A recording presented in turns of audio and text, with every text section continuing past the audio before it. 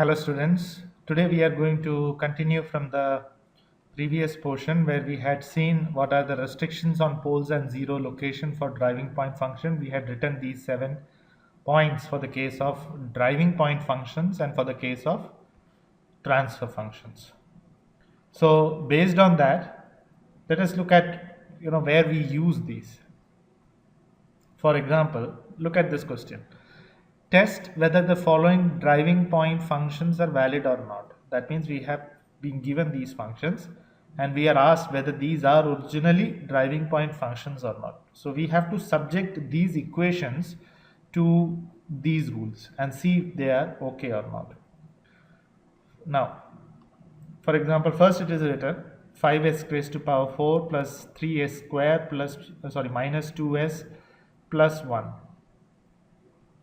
So here if you would see between s raised to power 4 and s raised to power 2, there is a gap. There is a gap, that means there is no coefficient for s cube, or you can say that the s cube coefficient is 0. Okay, so that is missing there. Even in the denominator part we are having s cube, after that there should have been some coefficient of s square, but that is missing. That means it is 0, s square. Now let us look at what the rule says. The rule says that the coefficients in the polynomial must be real and positive. That rule itself is first of all violated because we are having a negative here. So with that itself we can say that this is not valid. One reason. Second reason is this missing one. Where is that rule written? See here, the fifth point. Look at the fifth point. The polynomials in numerator and denominator may not have missing terms between those of highest and lowest degree. Okay, so what is the highest degree here? What is the highest degree here? The highest degree in the numerator is 4 and the lowest degree is 0, s raised to power 0. And in the denominator it is s raised to power 3, so the highest degree is 3 and the lowest degree is 0. So between 4 and 0 there should be all the degrees, that means all the powers. So 4 should be there, 3 should be there, 2 should be there, 1. 4, 2 and 1 are there, 3 is missing. Similarly in the denominator square is missing. So based on this fifth rule, it says that the polynomial of numerator and denominator may not have missing terms between those of highest and lowest degree unless all even or all odd terms are missing. Okay, so based on that rule, again we can say that this is this is not a valid driving point function. Which one? The first one is not a valid driving point function. Now if something like this would have occurred, that means suppose if this one value would not have been there, okay, if suppose one of these values would not have been there and suppose this one would not have been there, then these two rules would have been correct, because we are having s raised to power 4, then square, then 0. So we are having 4, 2, 0, out of which you can see that they are odd numbers. So numerator would have been okay. Similarly in the denominator s cube is there, s raised to power 1 is there, then again we are having 3, 1 which are odd only. So odd only and even only numbers are all okay, or odd only or even only powers are okay. So based on that it would have been okay. This would have been a valid driving point function. But as of now, because of those two reasons, so you can write that because it is having a first point, you will write because the numerator has a negative coefficient, because of a negative coefficient in numerator it is invalid. Similarly, because missing power terms, because of the missing power terms in numerator as well as denominator, again this is a not valid driving point function. Okay, now let us look at the second one. The second one is having s cube, s square, s raised to power 1, and here again it is there. So this would look as the valid numerator. Okay, because we are having highest degree is 3, the lowest degree is 0, and between that you are having all the powers. Let us look at the denominator. The denominator again we are having s cube, then sorry, s raised to power 4, then s raised to power 3, s square. So the highest degree is 4, the lowest is 2. Between 4 and 2, 4 is there, 3 is there, 2 is there, so that also is okay. Okay, so in both the cases what we can see is that it is going to be okay for the numerator as well as the denominator. So this would look as if it is valid, but there is one point that is missing here, and that again, let us look at the rule. The rule says, look at the 7th point. The 7th point says the terms of lowest degree in numerator and denominator may differ in degree by 1 at most. That means the lowest degree must be having a variation of only 1. That means suppose if you are having in the numerator the smallest degree is n, then the smallest degree in the denominator, can either be n minus 1 or n plus 1, or even n is okay. Only these three values are possible. If the highest degree is n, then the lowest degree should be in the denominator, in the numerator, if the lowest degree is n, then which all are possible are n raised to power n minus 1, n, and n plus 1. So from here you can see that the difference between the lowest degree in the numerator and the lowest degree in the denominator will be always 1. Or you can even look at like this: if the denominator is having the lowest degree as n, the upper one should have either n or n plus 1 or n minus 1. That means the difference between the numerator and the denominator lowest degree should be only 1. Whereas look at this question that we are doing here. Here you can see that the lowest degree is how much? 0. And the lowest degree here is 2. What is the difference between 0 and 2? It is 2.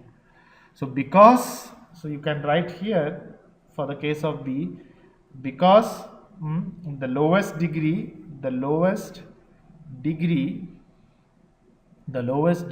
between numerator and denominator, not between, the lowest degree of numerator and denominator vary by more than 1.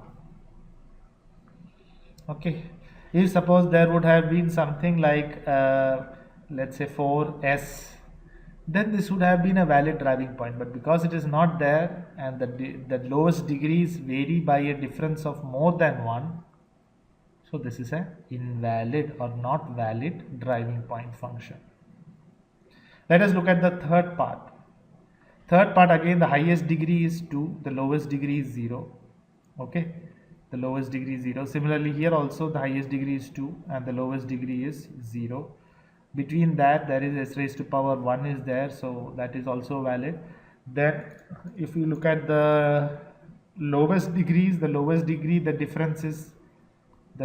degrees are having a difference of 0. Similarly the highest degrees of 2 and 2 are again having a difference of 0. See, there is a rule for look at the 6th rule. The 6th rule says that the degree of numerator and denominator may vary by either 0 or 1 only. Okay, so there also the degree could have varied only by 1 or 0 only. So based on that, we can basically come to the conclusion that the C is a valid driving point function. C is a valid driving point function. C, it's valid. Okay, so like that, by looking at the network functions itself, we can say whether this is a valid driving point function or not. See, this is a very important portion because in most of the exams I have seen these conditions being asked.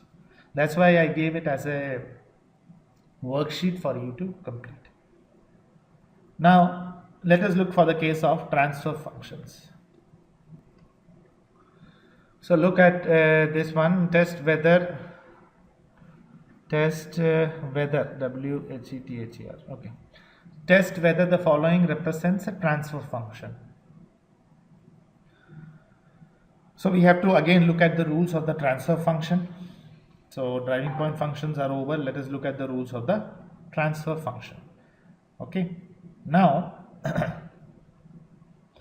here, the highest degree is, let me draw it using a different pen. Okay. The highest degree is 1 and the lowest degree is s raised to power 0, which is 0. Here the highest degree is 3 and the lowest degree is again 0. Between 1 and 0, there is no other term required. So the numerator is okay. And also the coefficients are all positive, so no issue. Now let us look at the denominator. The denominator, s cube is there, s square is there. There is a missing s term. So it is 0s. So there is a missing term of s or missing coefficient of s. So this is invalid because what the rule says in this one is, look at the first one, the coefficient must be real and those for ds must be positive. If in numerator it is negative, it is not a problem. In driving point function, that was a problem. In the numerator it must be all positive, in the denominator also it must be all positive. But here in transfer function, only the denominator needs to be positive. But anyway, that is not what our first problem is basically about. The problem is having an issue with fourth point. The polynomial ds may not have any missing term between that of the highest and lowest degree. Only the denominator in case of transfer function. In case of driving point function, both denominator and numerator should not have missing terms. Okay. Whereas in transfer function, the denominator must not have missing terms. Okay. And if at all it is having, missing terms, it should either have all even terms or all odd terms. Whereas what is the condition for numerator? It may have missing terms and some of them may be negative also. Okay. But anyway, when we look at the denominator, it should not have any missing terms, whereas here in the denominator we are having missing terms. So I will write for the case that because the denominator has missing terms. Okay, the denominator polynomial has missing term between the highest and the lowest degree. Similarly, the highest and the lowest degree, if you would see here, the highest and the lowest degree, sorry, the question got jumbled up. Okay, so, okay, now let us look at the second problem. The second problem, we are having the highest degree is 2 and the lowest degree is 0. Between that, all this is there. That is not an issue. Here also it is highest is 1 and the lowest is degree is 0. So there also it is not an issue. Okay, but there is one problem here. The highest degree of numerator is 2 and the highest degree of denominator is 1, and there is a rule which says that the numerator degree cannot be more than the denominator degree for the case of transfer function. Where is that rule written? Okay, let us have a look at that rule. Sorry. See, have a look here.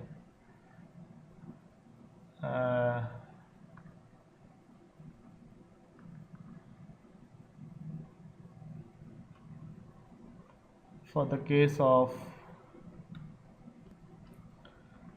look at this seventh point. For voltage and current transfer function, the maximum degree of numerator is the degree of denominator. That means the numerator cannot be more than the degree of denominator.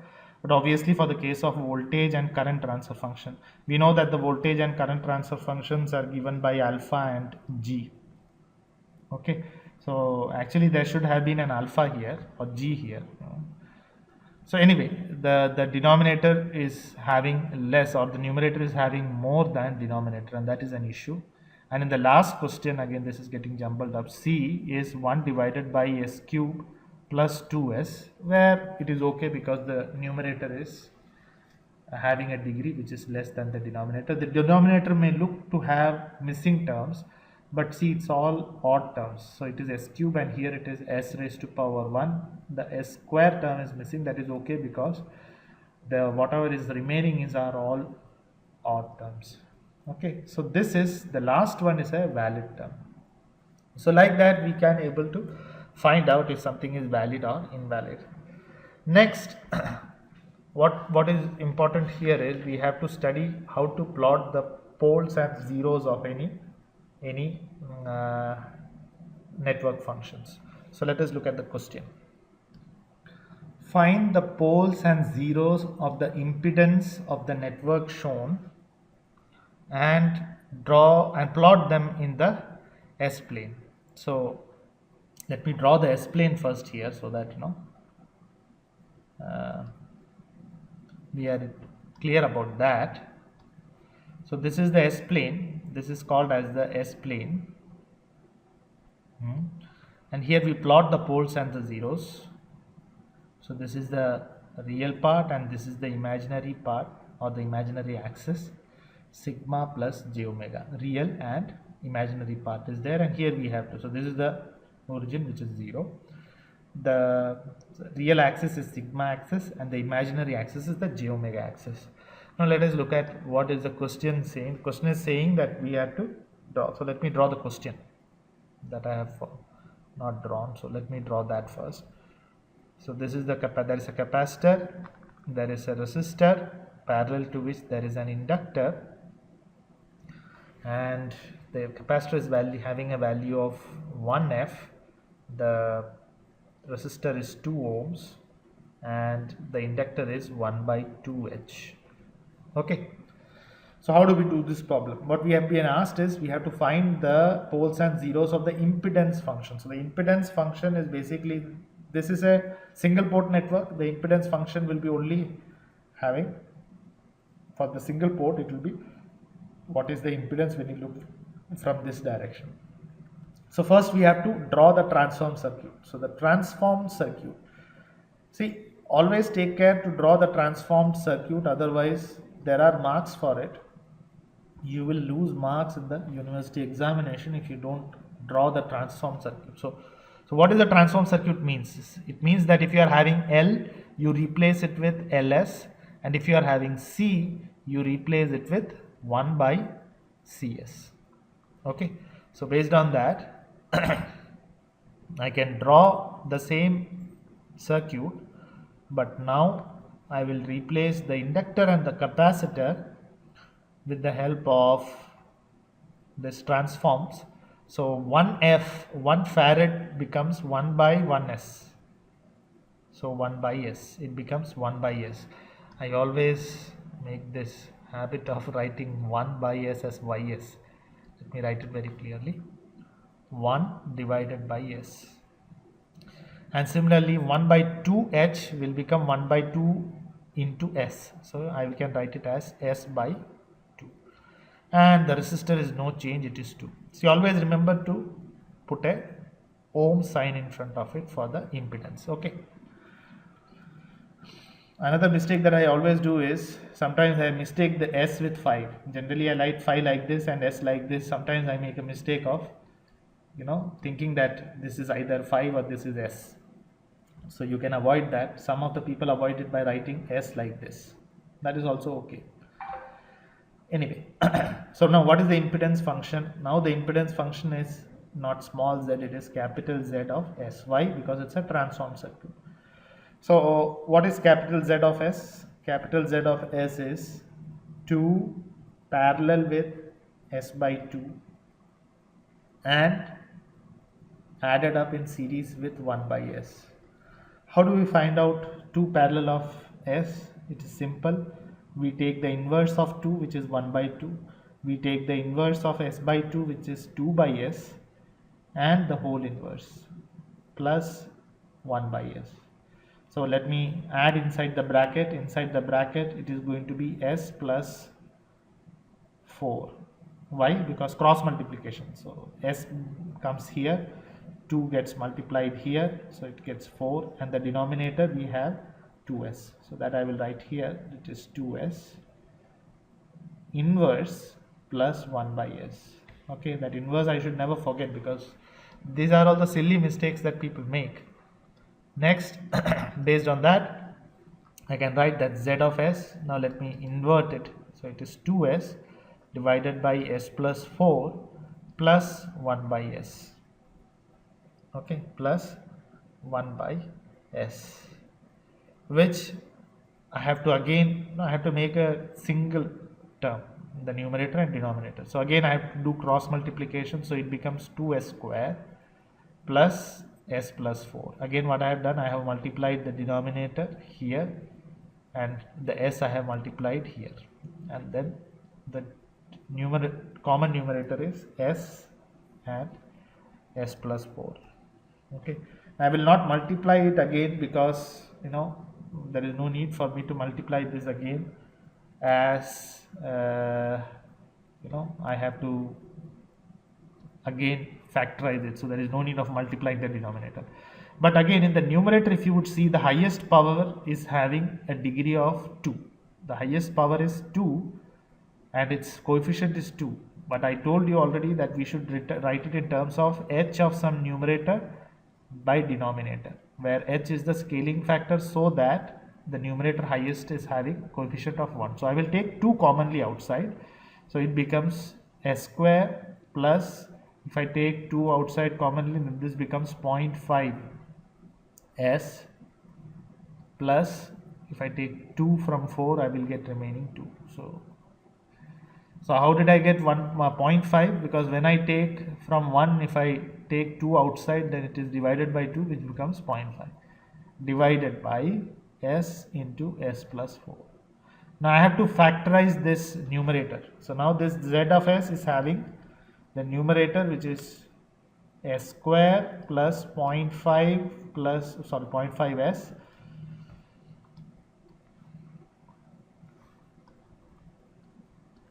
it is 0.5s plus 2 divided by s into s plus 4. Now I will use a calculator to find out what are the factors of this quadratic equation. So this 2 I will write here. In the denominator I will have s into s plus 4. Now if I am going to use a calculator for this, I will find out that the answer in calculator comes out to be minus 0.25 plus and minus j 1.4. That is what the answer comes out if we try to do the quadratic solving of this quadratic equation. So it becomes s plus 0.25 plus j 1.4 and s plus 0.25 minus j 1.4. How did I get that? Because these are what is the factors. S is equal to minus. So if I take it the other side, what it becomes? S plus 0.25 and plus becomes minus plus j 1.4, and that is equal to 0. And this I can write it as 2 because this is there. So I can write this as s plus 0.25 minus j 1.4, and the second term will be s plus 0.25 plus j 1.4, and those two terms are what I have written here. So now based on that, I can say that how many poles and how many zeros are there. The poles and the zeros depend on the degree. Here you can see that the highest degree is 2, so the number of zeros can be 2, and those 2 zeros are written here. So the zeros are basically this. And what are the poles? The poles are basically s is equal to, this one will give me the pole at 0 and this one will give me the pole at minus 4, correct? So I will get it as s is equal to 0 and minus 4. Now I need to plot this in this graph.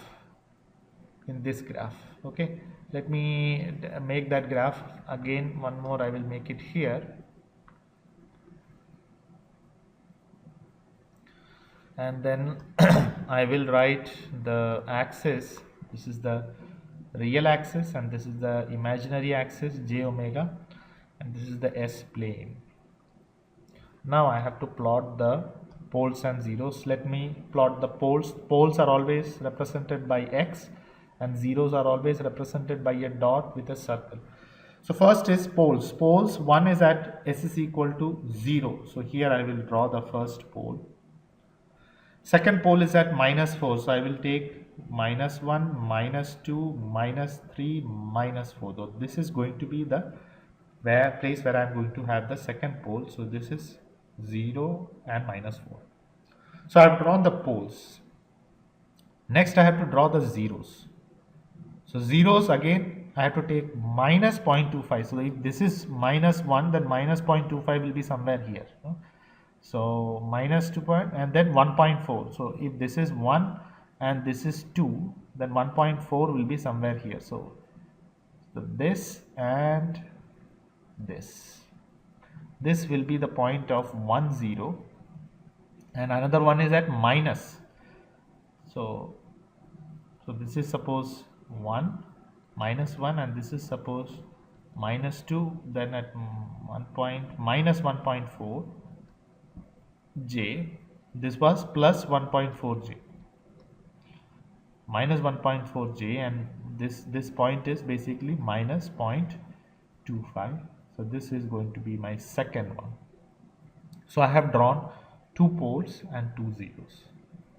This generally comes in examination, wherein you will be given a circuit, the circuit you have to transform it. For that there will be some marks, and then you find out what is the network function that they have asked you. Here they asked for the impedance, so we found out the impedance and we completely found out, and then from that we found out what are the zeros and what are the poles. Once we found out that, we plotted it. So there are 3 steps, distinct steps we have to do, and all those steps carry marks. Okay, thank you.